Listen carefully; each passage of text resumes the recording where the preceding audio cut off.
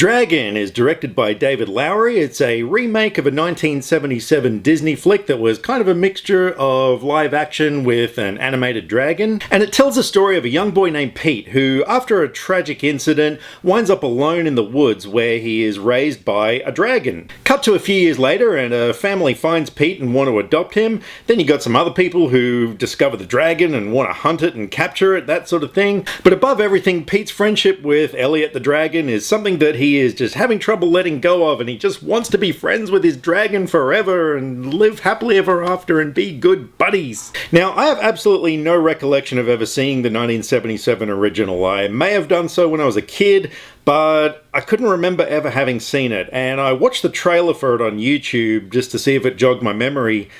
But it looked really terrible. I'm not kidding, this thing was just really silly and slapstick and just didn't look like a very enjoyable movie. So this new version is a complete remake. It has changed the story in a lot of ways from what I've heard. The ending is much better this time around, and I have to say, I really enjoyed it. Now, admittedly, the first two acts kind of had me sitting there scratching my head thinking to myself, this movie is dragging just a little bit.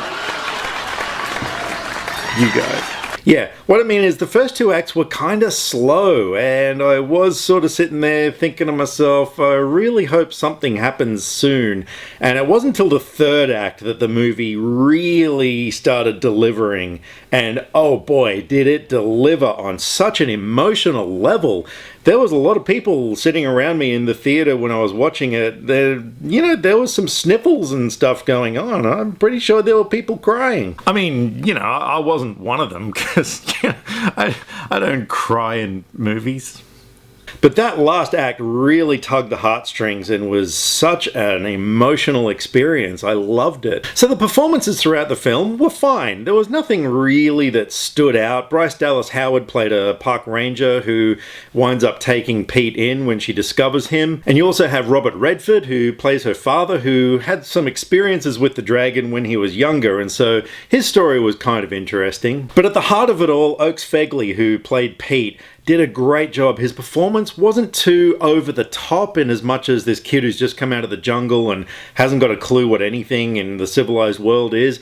It was sort of a nice balance between Jungle Boy and kid who actually knows what's going on, if that makes any sense whatsoever. So I dug his performance. And as far as Elliot the dragon goes, oh my god, he was so adorable. Seriously, this dragon was so freaking cool. He was this cross between a cat and a dog. He sort of had qualities of both animals.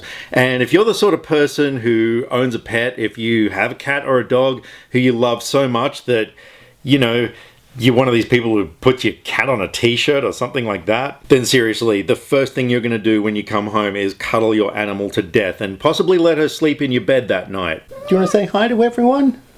Hello!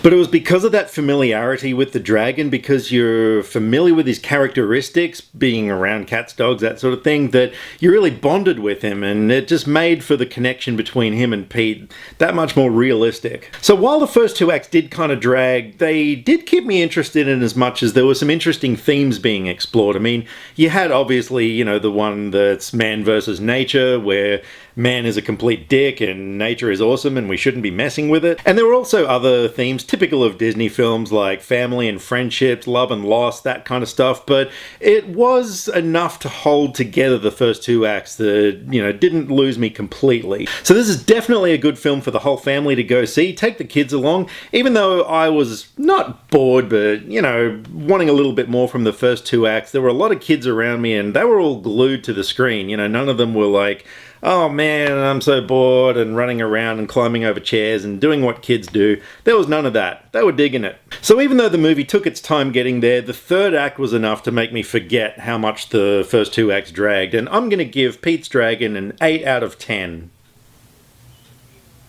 So thank you very much for taking the time to watch my review. I hope you enjoy Pete's Dragon as much as I did. Like I said, just give it a chance through those first two acts because the third one is definitely the reward. And thanks to everybody who's been subscribing to my channel lately. I very much appreciate it. So drop me some comments either here or on Facebook because I like to talk about movies and I would love to talk about movies with you. See you next time. Hey you there. Yeah, I'm talking to you. Click subscribe. You see the big word up the top that says subscribe? Well, click on it. Click on it now. Do it. Yeah.